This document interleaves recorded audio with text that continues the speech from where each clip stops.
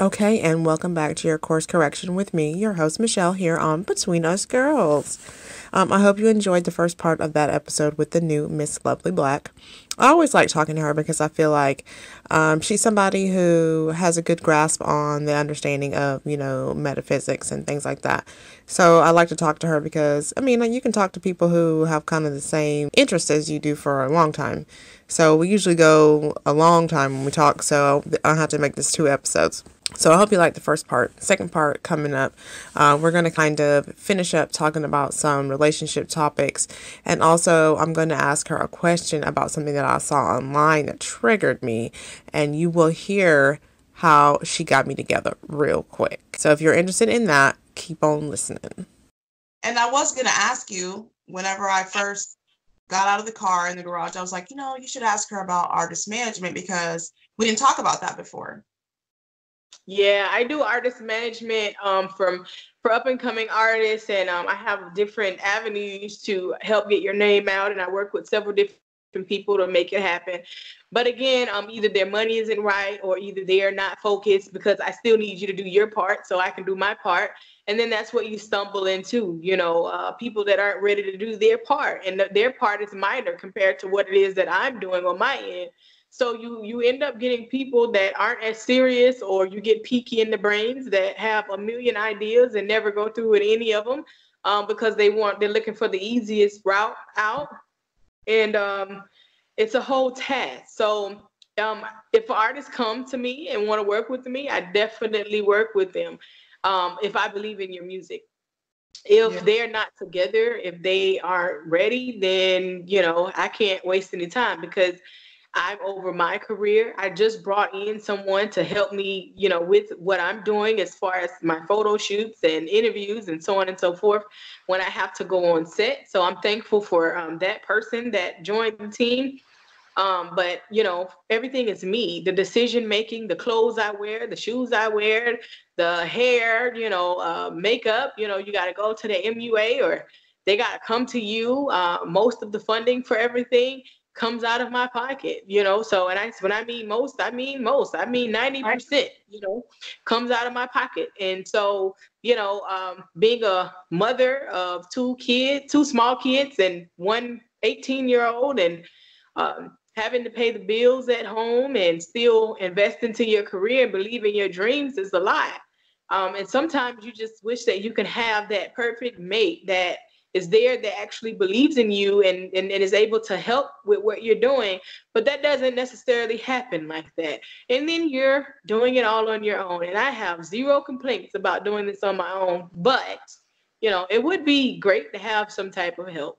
Girl, that's the same wave I'm on. It's like I see the benefit of the mate, but then I see the benefit of being by myself because that means I move like I move. I don't move like we move, but I also move like I move, which means I'm lumbering this whole train sometimes one person, but we're doing a good job. You know what I mean? Like Mm-hmm. we're successful at it because we keep doing it every day. Like I had a long conversation with some people at work today about that because I was feeling really overwhelmed. Like we found out some things about my daughter a few months ago, and I've been having to accept that. So like I'm in this space right now where I'm like, you gotta say this is it because it's it. Like there's no going back, and moving forward, it's always gonna be so. And Right. so I was just, feeling overwhelmed. And I had some other moms who were like, man, I've been there. And I was like, you know what? We really do a good fucking job. We do. Really do. We really do. And we got to give ourselves more fucking credit. And the thing is that we got to support each other too, because just like I was feeling today, you have felt like that at some point because you are a single mom. I mean, that weight is heavy because it's like a big job. And we Yes. just got to support each other more. So like that's one thing that I'm thinking about. I'm like, how can I incorporate that into my platform? Because that's near and dear to me, because it's me. And whenever I'm sharing what I feel about it, I'm talking to me and I'm talking to everybody else because we are really doing a good fucking job. Like, who the fuck went to work this morning, then came all the way home, took them kids to the practice, got home, fed everybody, gave everybody a bath, and then still fucking did a podcast interview. You know what I'm saying? Like, I got to give myself some kind of fucking credit. Yes, pat on the back. You're awesome. You know, we are super women, and you know, some simple things that men want to complain about. It's like, you know, so, and this is crazy because we were just having this conversation tonight. And I have been in a relationship where a person did not accept who I was, you know, and it put me in a very dark stage for like 5 years. You know, I didn't know that I was there. I didn't know that I had went to this phase where I really didn't care, and I didn't want to get up and get cute because he didn't want me to be cute for no one else. And the thing is that the problem wasn't me, it was him. He had insecurities and I didn't know anything about it. I didn't understand that what he was doing was control, you know, by manipulation. I didn't understand he was a narcissist. And so I say all the time, you have to believe in what I'm doing right now. You have to be okay with men, you know, approaching me or men wanting to speak to me, because guess what? When it comes down a man in my career right now, my career is going to come first. There's no way that I can put a man in over my career, because I don't have too many more times that I'm going to jump out and come back in. You know, I got to make the best of it while I'm in it and do what I got to do. And that's just how that works. It's just no way that I'm going to continue to jump in and jump out. So having somebody is important, but it's good, but the most important part is that they believe in your dream and they believe in you. They're not insecure. They're not narcissists. They're not adding more to your plate. They're taking things off of your plate. They're being supportive every step of the way. And at that point, I would consider like a real relationship. For me, real relationship is us living in the same house. Yeah, like trying to make it a thing. Yeah, other than that, if I can't roll over and touch it, that's probably not mine. So. I saw last night in one of those groups. You remember I told you I was in those Black girl spiritual groups? Right. Just bless them, okay? Because they are trying, and that's all I will say about it. But I saw somebody say last night, you were with a narcissist because of yourself and your low self-worth. And I was like, wait a minute, though. While, yes, bad boundaries sometimes can get you into a precarious position, those people are master manipulators.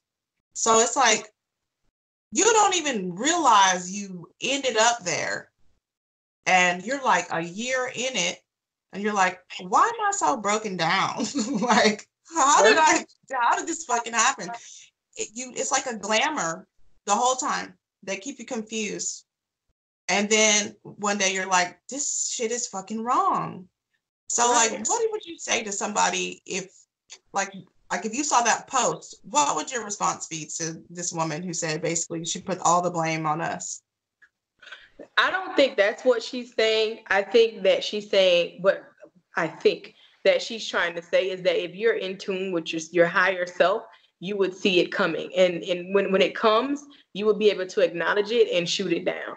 I just did a video on YouTube, and I was speaking on domestic violence awareness. I am a victim of domestic violence, which has completely changed my life for the rest of my life. But I am not a victim. You know, I'm a survivor. I'm a true statement of I'm here because I'm supposed to be here, right? And so the relationship that I was in with him, he wasn't a narcissist. We never argued. We never fought. We never fussed for real. We had our routine. The thing is that I wasn't paying attention to the narcissistic ways. Okay? I'm country. Calm down. I wasn't paying attention to those things. And when I finally started paying attention, like, why does he always set the mileage when I drive his car to work to make sure I go to work and to daycare to pick up my son and back home? And I said that to myself, but I never, I don't want to bring it up to him. That's too stupid, whatever the case may be. But I seen that. And then I was like, he may just be, you know, trying to see how many miles he get on a gallon or something. You know, we make excuses in our head on why they are the way that they are. This is somebody I know for years.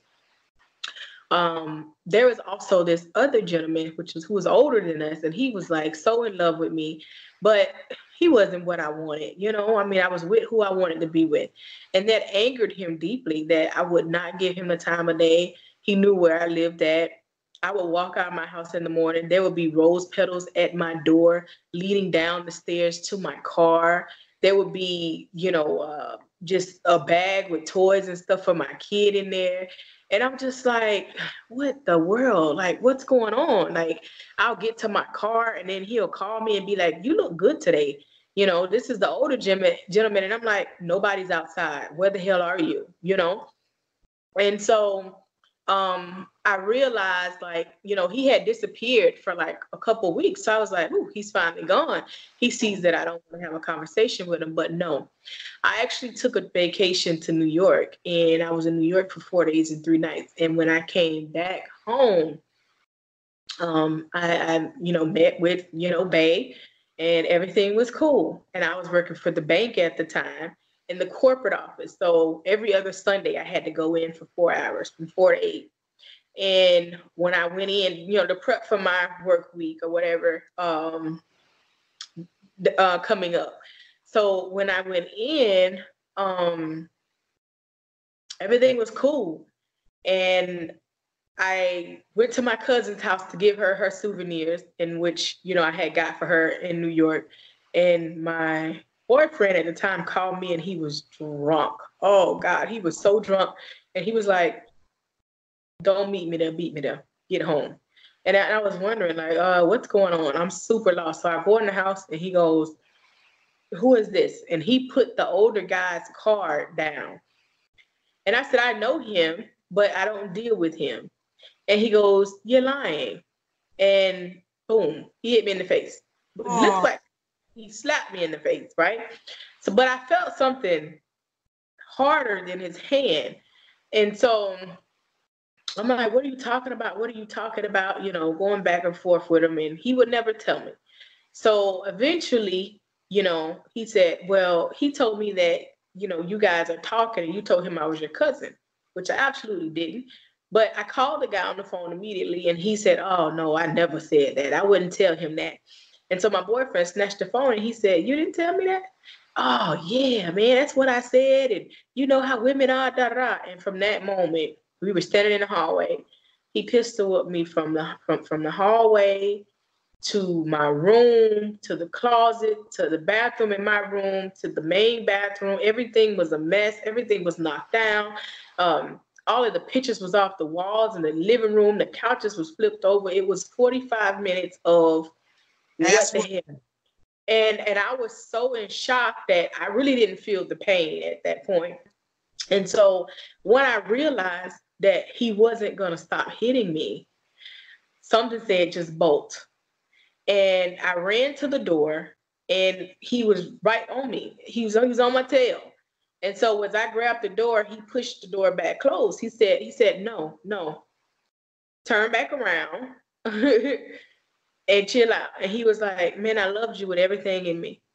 Mm-hmm. He said, no, I can't look at your face when I do this to you. And he turned me back around to the door. He took the safety off of the gun. I felt the gun touch the back of my head. At that time, somebody walked in the building and slammed the door, and he kind of jumped. So that means that he blacked out for 45 minutes or so as he pistol whipped me. And when he jumped, he put the gun in his pocket, and he took off running. Just in the split second of him pulling the trigger, that's all that was left.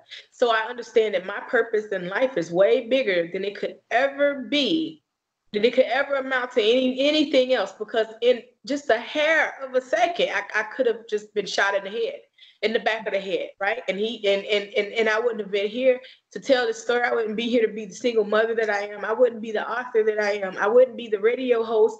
You know, I wouldn't be the model. I wouldn't be me if my story was supposed to end there. So I understand that my story is so far greater and bigger. and no one can take that from me. So with that being said, if I can take that power and say, he couldn't take it away from me, I'm not going to allow anybody to take it away from me. So when I see, someone doing something, or, the number one thing they do is try to get with you, make you like them, make you love them. And when they feel like they got you, then they change. And so whenever you see that, you can never love anyone else in this world outside of your children more than you love yourself.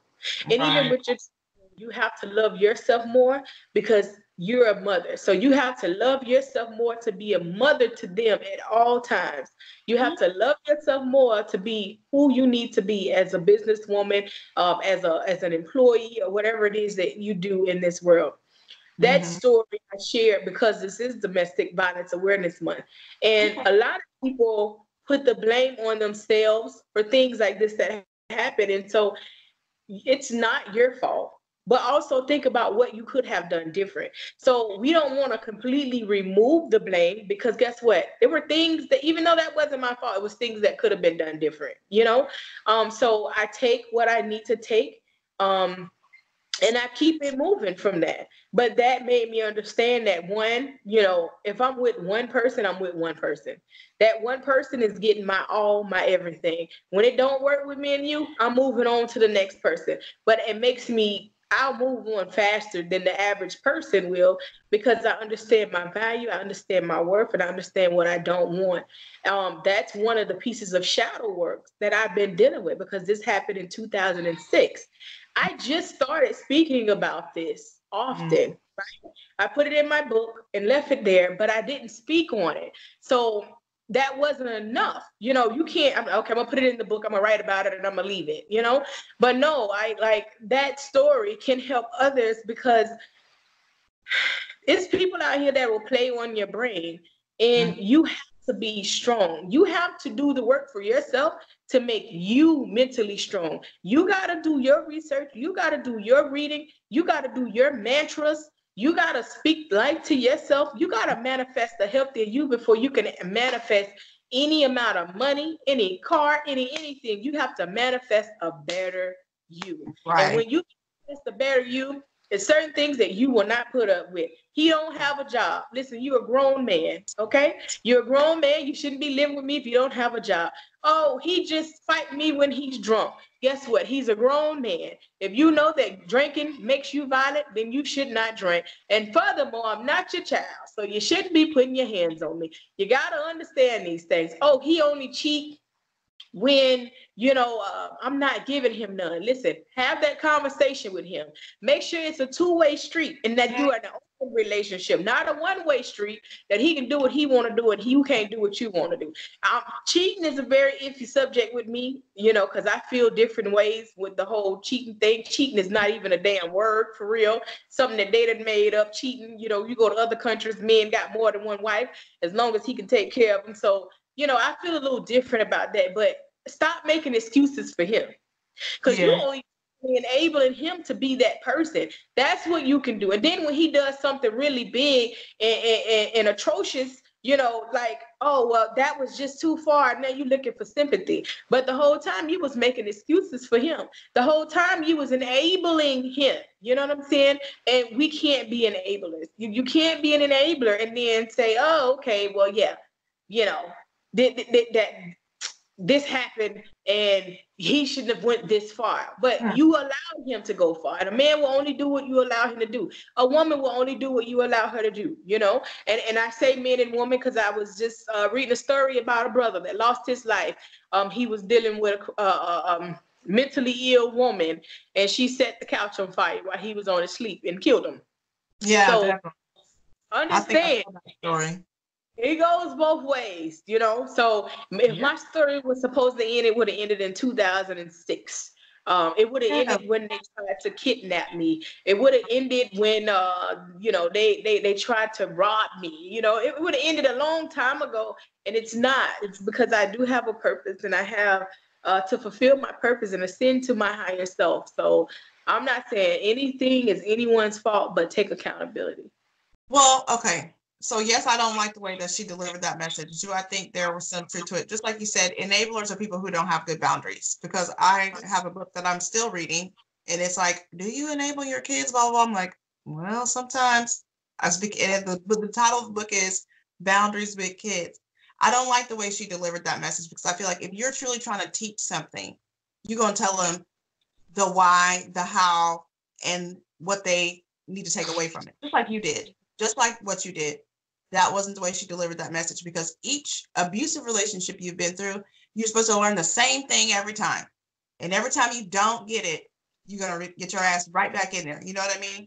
And that's with anything that you go through in your life, because that's how you, just like you said before, that's how you know what you want, by what you're doing when you don't want it. You're like, oh, I don't like this feeling. I hate this experience. What do I want?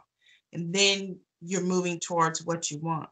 I just don't like the way she delivered that message, because I feel like if you're really trying to teach people, you'll frame it where it can land on a broad audience. So people will say, wow, that resonated with me, as opposed to, y'all ain't shit out here and you should have. I was like, while I don't disagree with you, I don't like the way you said that. And of course, she attacked me, and I was like, I said what I said. But then right after that, I found an article that had Tyra Banks talking about her experience with somebody who abused her. And I said, okay. And I dropped the article there, because I said it can happen to anybody. It's not just people who you think have low self-esteem. Anybody who, like you said, isn't aware of what is happening around them or has bad boundaries can end up in those situations. So that's all I have to say about that. But again, sometimes, okay, we'll put this. Not everyone knows how to articulate properly. And they can mean well behind the message, but they don't know how to, present the message as they want to. And this society today is overly emotional about how someone words something in that moment, or, her, that's a lesson for her. Okay, sister, I understand that you're still growing to be a better person. I can also think like how, accountability. So the way that you replied to it could have been different, and if it would have been different, then, she probably would have been more receptive to your input, as opposed to. Well, I'm not going to read what I said, but I didn't, the way I just said it to you is not the way I said it to her. I wrote a long paragraph like this. And then this other girl came through with like 5 question marks. I'm like, see, you missed what I said. I use the sandwich method every time I talk. So the thing that I'm learning right now, right? And I touched on like how, me and my youngest son, father, we're in a growth process. A person can only understand what their brain is capable of them understanding.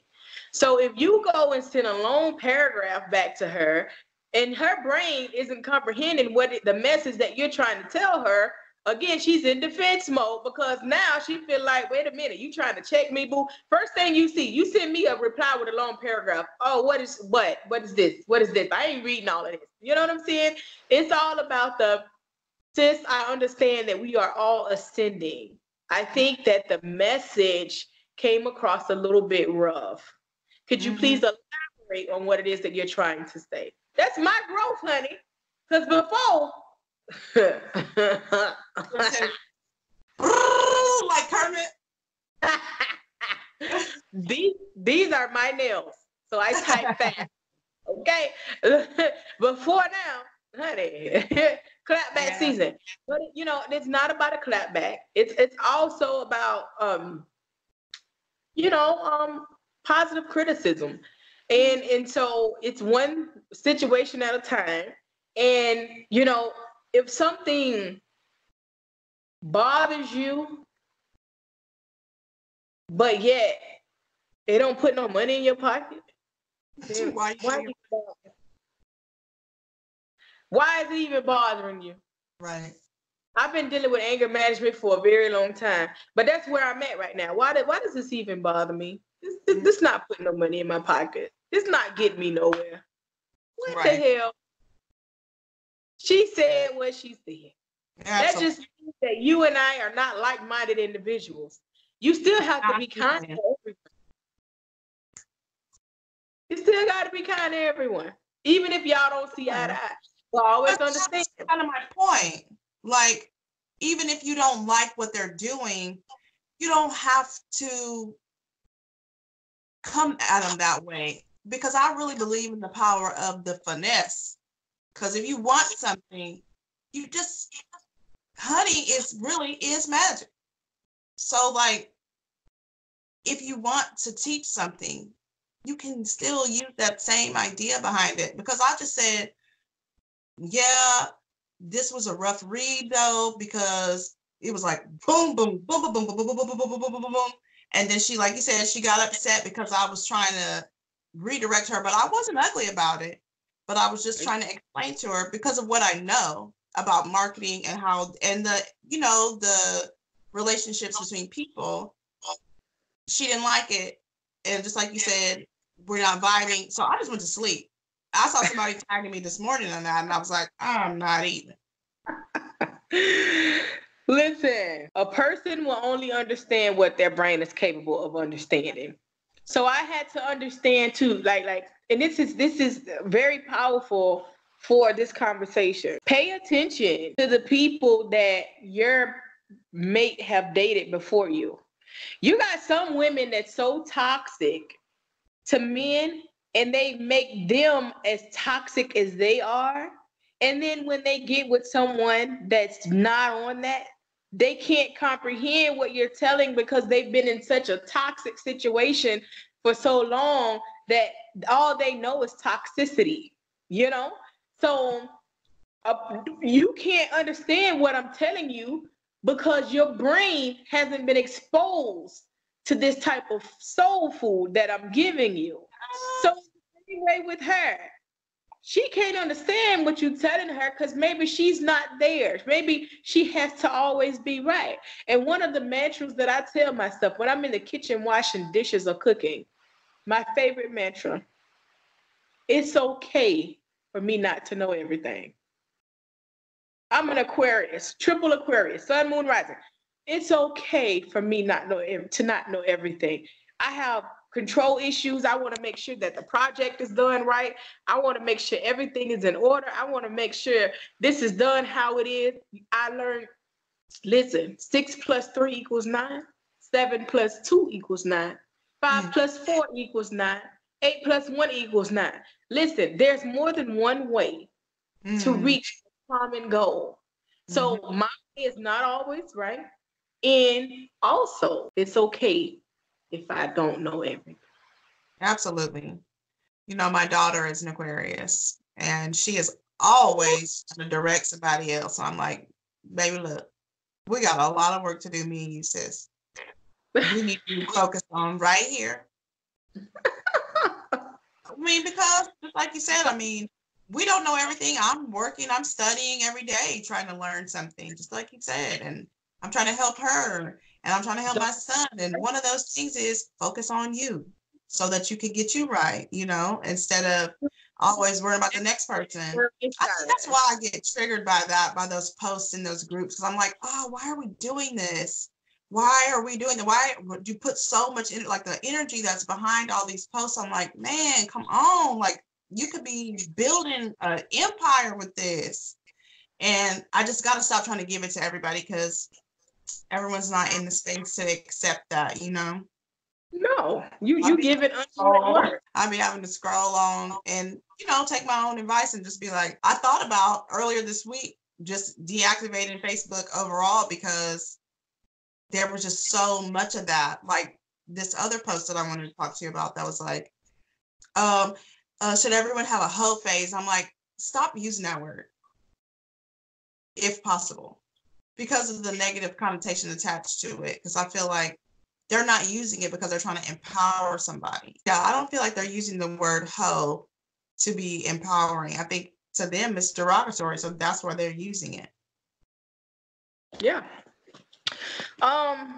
You asked me about this earlier.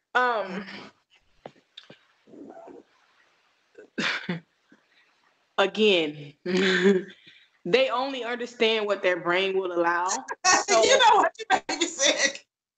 So they know that people will relate to the word whole phase, as opposed to saying, is it okay that everyone has a free a liberation phase, a free-willed phase, or whatever the case may be, whole. And just in the English language, all of the words have been twisted to mean something other than what they should mean. Like when you speak to me, I don't say good morning. I'll say good day, or I'll say grand rising. You rose, grand rising, kings and queens. Morning. How can you take morning and it's supposed to be the top of the day, but it's also something you do when you lose something, or something you do when you're in a negative phase. So they've taken words and gave the one word a negative and a positive meaning depending on what it is, when no, let me go back to our language and share that. But a liberation phase, I feel like everyone should go through that. I see a lot of women on social media saying, hoes getting wifed, hoes getting wifed. And more men are starting to deal with women that have been around the block or that have lived their life because they have nothing to hide. See, these women that try to play the good girl role, or the women that, oh, I don't do this, or I don't do that, or I have never done this, you ain't no good. Because when he mess up on you, or when something goes left and you meet the coworker at work, you're liable to leave him because you don't understand that the grass is never greener on the other side. You don't understand that, this may be rocky here, but it can be a whole lot worse on the other side. So a woman that has been around the block, she understands, she cherishes the person that she with. If she even allows him to be in her life, it's for a reason. She's already had her fun. He's not worried about it. And the sex is probably not going to be dull either, so. Right. I say live your life, go through what you got to go through, and come back out living. I'm 37. Here I am, with all of these accomplishments under my belt, and I went through my phase and I did what I had to do. You have some people that try to belittle me, that don't want to work with me, or that will try to put a stigma on me because I've lived my life and did exactly what I wanted to do and came out on top, that you still want to try to define me from my past. But guess what? Go right ahead, because my past made me who I am today. I wouldn't have a storyline if it wasn't for my past. So you can't rock my boat, So I think the wording was very off when you say whole phase. I hear a lot of women say whole is life, and all of this stuff here. I think I haven't said that too, girl, before. Huh? I said I'm guilty. I have said that before, but I know what I meant, but like that was the wrong terminology. Period. Liberation, sexual liberation, like when you say liberating is to free yourself from something, to free yourself from bondage or slave. And I feel like you can use sexual liberation for that, because we are liberated. We are put in chains. We are taught to not live a certain way. We are taught to get with one person and settle down. We are taught, if you live your life to the best of your ability, even though it's your life and you only have one, that you're deemed a whoremonger or a whore or X, Y, and Z. Listen, be sexually liberated. Break yourself from the chains. Do what it is that you want to do. Experience life. You'll never know what's out there if you don't experience life. And then you're sitting down dealing with this guy with a mediocre head and some okay penis because you feel like that's the best that you can get. And here you go. The man that's been trying to holler at you this whole time got something better that he can put in your life and change your whole world. Sometimes you got to really live and let go and let God. Absolutely. Girl, you better preach up here and talk about sexual liberation. Honestly, I love the way you did that, and I think that is the perfect term for it. I really appreciate you coming back on with me. Of course, we got to do it again because you see we already went 1 hour and 17 minutes. That means that we love chatting with each other. And I just want you to tell everybody where they can find you so that they'll be able to listen to you before the next time. Because actually, the reason why I brought you back on is because somebody was like, man, I really loved her. And I was like, well, yes, I must talk to her again. Because I was already going to talk to you. But then I was like, boom, got to bring her back. So tell everybody where they can find you. Thank you for having me on. And yes, we got to do, even if it's once every 3 months. I'm definitely coming. I'm not going to get Hollywood on you, I'm going to always chop it up with my girl. You can actually go to my website, the new MizzLuvliBlack.com. That's TheNewMizzLuvliBlack.com. I'm on Instagram, the new Mizz Luvli Black, the number one. That's TheNewMizzLuvliBlack, the number one. My business page is SBAND LLC. So that's two D's, SBND LLC. But if you go to my website, you can actually access all my social media links directly from my website. I actually have to do my updates on my website. Actually, we were just talking about that yesterday too. But yeah. For all the work that goes into that. And thank you guys for the support. And if you follow me on social media, please feel free to repost and share anything that I post that you may like. It's all about spreading the word and the knowledge, and building each other up. All right, so that was this week's episode.